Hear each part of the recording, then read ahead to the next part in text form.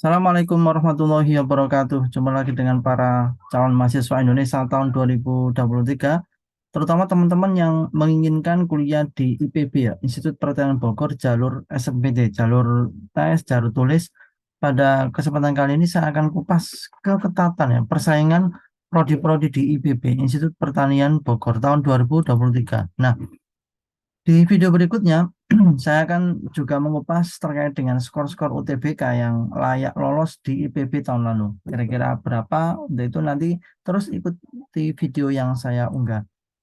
Di bagian pertama, saya akan tampilkan tentang peta persaingan IPB tahun lalu ya. Bagaimana di jalur SNMPTN, itu IPB memasang kuota 2041, tapi yang mendaftar 16.244, sehingga bisa dihitung 14.203 itu gagal. Di jalur SBMPTN, kuotanya hanya 1.540, tapi yang mendaftar malah lebih banyak ya, 19.496. Sehingga angka 17.956 bisa dipastikan tidak bisa lolos karena kuotanya hanya 1.540. Bagaimana dengan tahun ini? 2023 SNBT IPB memasang kuotanya itu 1.610. Yang daftar kalau merujuk tahun lalu maka kisaran 15-19 ribuan. Dari data itu bisa dihitung betapa persaingan masuk IPB juga sangat ketat sekali. Nah, di slide berikut ini akan saya tampilkan bagaimana persaingan prodi-prodi dari klaster 1, klaster yang paling ketat, sampai klaster terakhir, klaster yang paling longgar persaingannya.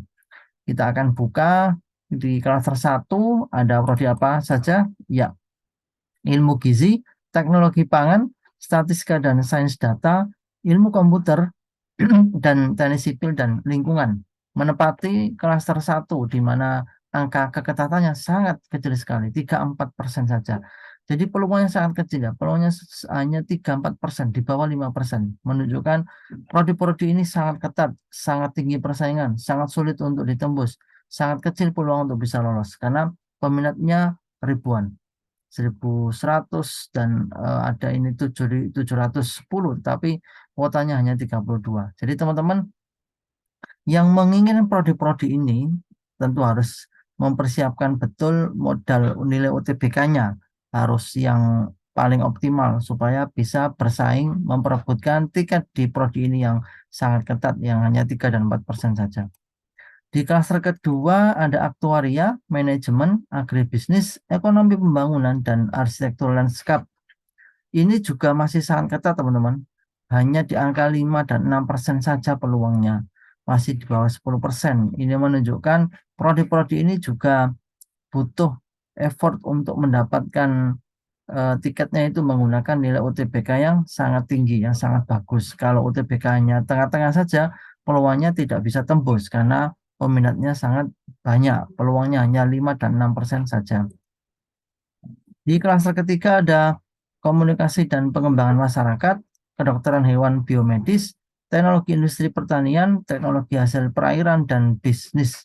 Ini juga masih sangat ketat di angka 6, 7, dan 8% saja, masih di bawah 10%, menandakan betapa persaingan masih tinggi. Walaupun ini lumayan besar, misalnya ini 70 bisnis, tapi peminatnya 801. Kedokteran hewan itu juga kuotanya banyak 70, tapi yang berminat 1007. Ini menunjukkan betapa persaingan masuk produk-produk ini juga masih sangat ketat di angka 6, 7, dan 8%. Kita masuk di klaster keempat, ada konservasi ekowisata, ilmu keluarga dan konsumen, ekonomi syariah, meteorologi terapan, dan teknologi produksi ternak. Nah, ini sudah agak lumayan tinggi di angka 9% peluangnya. Walaupun masih di bawah angka 10%. Jadi di bawah 10% itu sebuah angka yang masih kecil peluangnya. 9% saja peluangnya untuk bisa memperebutkan tiket prodi-prodi ini. Lanjut di klaster kelima ada matematika, teknologi pertanian biosistem, teknologi hasil ternak, manajemen hutan, dan biologi. Nah, ini sudah di angka ada yang 10 dan 11%. Rata-rata di 9, 10, dan 11% peluangnya. Ini lumayan ya.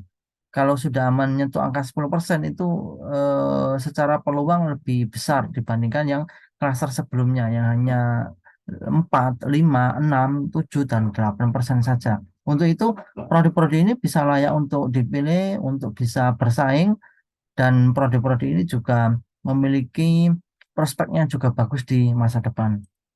Klaster kelima diisi ada prodi proteksi tanaman, manajemen sumber daya perairan, teknologi hasil hutan, manajemen sumber daya lahan, dan ilmu dan teknologi kelautan. Nah, ini semakin besar angkanya di angka 12 dan 13% peluangnya.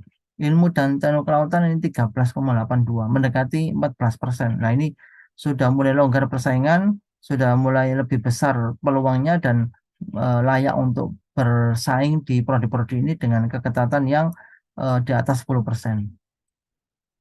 Di klaster ketujuh ada teknologi dan manajemen perikanan budidaya, agrowisata dan hortikultura, kimia, silvikultur, kemudian ekonomi dan sumber daya lingkungan. Nah, ini semakin besar angkanya teman-teman di angka 13, 14, bahkan ini ekonomi sumber daya lingkungan ini 15%. Nah, ini sudah mulai lumayan longgar, sudah mulai lumayan untuk bisa dijadikan sebagai alternatif pilihan untuk memperbesar atau meningkatkan peluang lolos.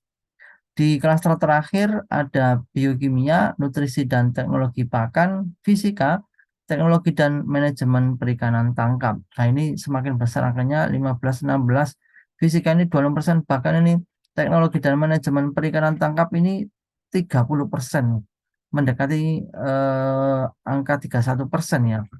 Ini menunjukkan betapa peluangnya sangat besar ya. 30% itu berarti nanti sepertiganya punya peluang besar untuk lolos. Dan empat prodi ini juga punya prospek yang bagus di masa depan, juga layak untuk dipilih. Dan yang paling penting prodi ini memberikan peluang yang lebih besar untuk bisa diterima dibandingkan prodi-prodi yang di klaster-klaster sebelumnya. Baik, mungkin ini yang bisa saya kupas untuk peta prodi di IPB, Institut Pertanian Bogor.